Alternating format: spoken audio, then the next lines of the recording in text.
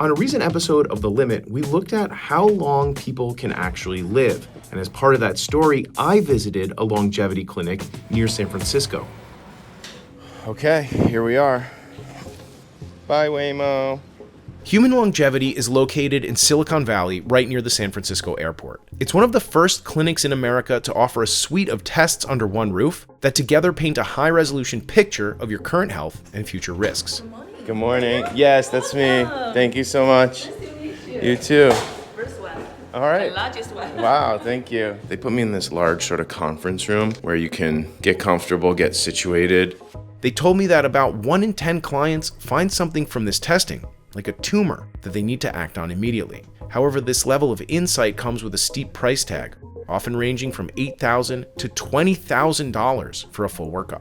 And before I share the rest of this experience, please know that we didn't get this service for free. I paid a special discounted media rate. So what we're going to be doing next is I'm going to be taking you with me to do the rest of the stuff, like like I mentioned, vitals, EKG, in-body blood draw. I did want to mention there's a urine cup in the restroom. We want you to start voiding the first couple of drops into the toilet, and then you're going to hold the stream, open the wipe that's next to the cup, clean the opening of the urine tract, and then proceed with the rest of the collection into the cup. So you have to stop? Yes, Stop midstream. and start? Yes. That might be the hardest thing I have to do today. The day got going with pretty standard stuff. Blood pressure, temperature, pulse check. You just film that I'm wearing 2 pairs of socks? All right. That might not make the final cut. Then I stood on an in-body machine, Do not talk or move during the test. which measures body composition. For the record, it's 246. That's my weight.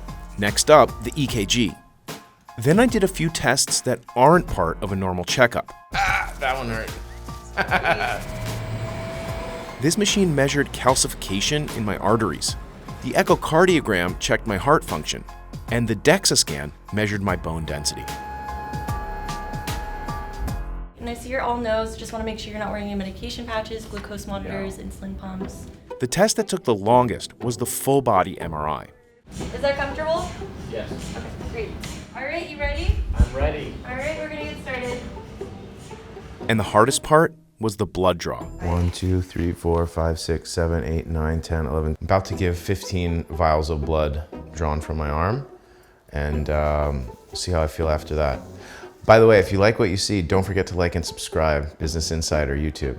After that much blood loss, I started to feel lightheaded.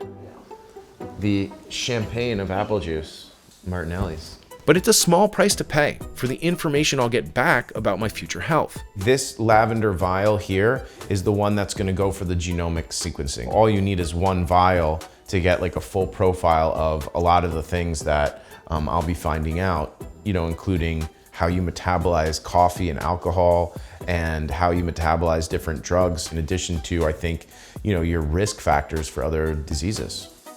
In 2000, Craig Venter led the private team that produced the first sequence of the human genome alongside the publicly funded Human Genome Project. It was a scientific moonshot that cost roughly $3 billion. That project unlocked new ways to understand the human body and health outcomes. Our company really is the beginning of a whole new chapter in precision medicine. And the revolution, obviously, is the cost of decoding your genome is dropping like a rock. It's right now a few $100s. We can decode your genome. When it comes to human health, what are the biggest icebergs of preventable diseases that you guys are targeting, with the tests that you do here? Yeah. We technically can already calculate your polygenic risk score for 50,000 human diseases. So WHO has 50,000 names for human diseases. Okay, lung cancer is just one of them. Okay, so imagine you have your genetic data. Eventually, you can put yourself on all 50,000 iceberg, which could affect us. I think we're at the cusp of understanding all these complex diseases. I think all these knowledge is going to be so powerful. It took about 3 weeks to get my initial results back from Human Longevity.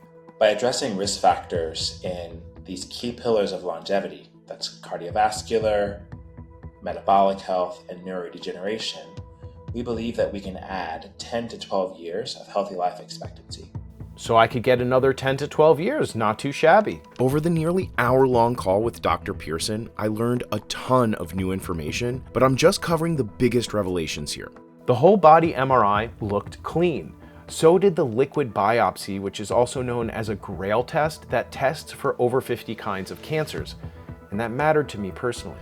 Yeah, but my dad died last year from pancreatic cancer, so is that something I still need to be worried about?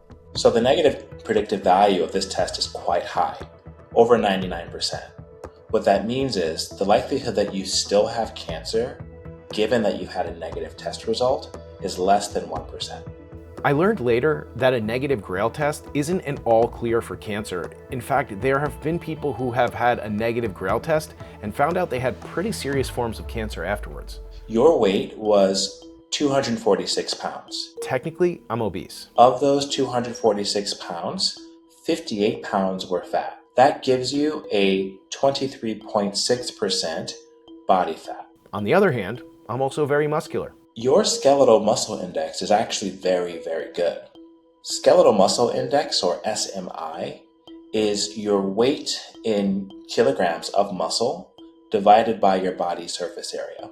Your score was 9.8, close to 10. That's very, very high for a man, almost in the elite athlete category. My brain is working fine too. So Daniel, we looked at your brain using volumetric assessment on our MRI, and we measured a part of the brain called the hippocampus, which is where the memory gets formed and stored. We measured your hippocampus relative to other parts of your brain, and you are at the 62nd percentile, or basically normal risk for neurocognitive issues. Not too high and not too low.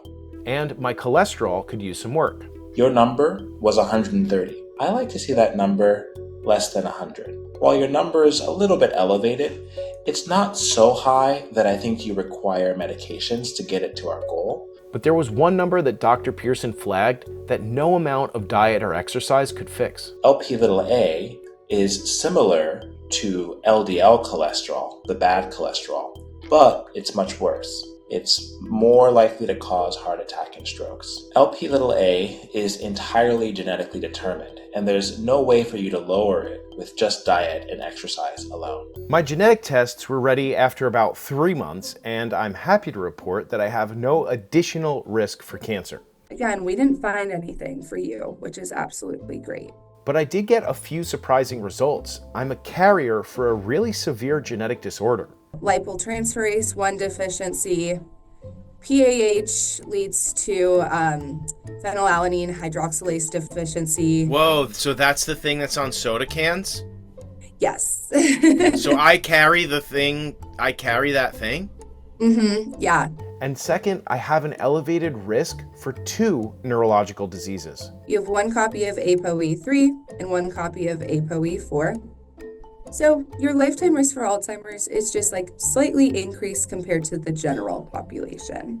I will just say that my initial reaction to this is somewhat alarmed, because that means that there's a 1 in 4 chance that I will get dementia. So for Parkinson's disease, you're in the 99th percentile for that.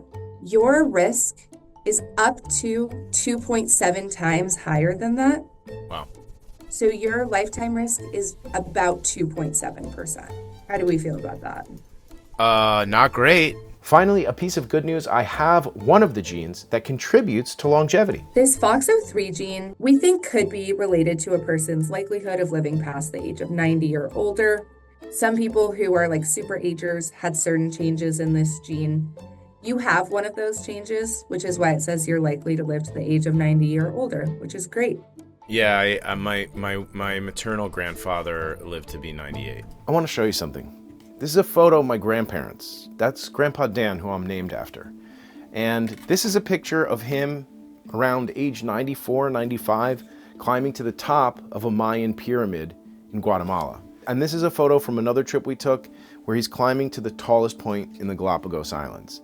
So according to my genetic test results and looking at my family history, on the one hand, I have some things stacked in my favor to live a long life. On the other hand, cancer took out my dad before his 73rd birthday, and that's very recent for me.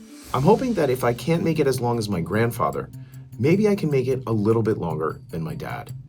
Since getting back from human longevity, I've been trying to get good sleep, exercise almost every day, and make better food choices. In general, I'm happier knowing my risk factors, even though I have some things down the line that might affect my quality of life. And given those neurological risks that came out of my genetic tests, I'm planning to start to learn how to play an instrument, which is really good for creating new neural connections in your brain. I also plan to do a 1-year checkup with human longevity, and I'll probably make another video about that. So stay tuned, and thanks so much for watching. And this is a picture from another trip we took. A little dusty.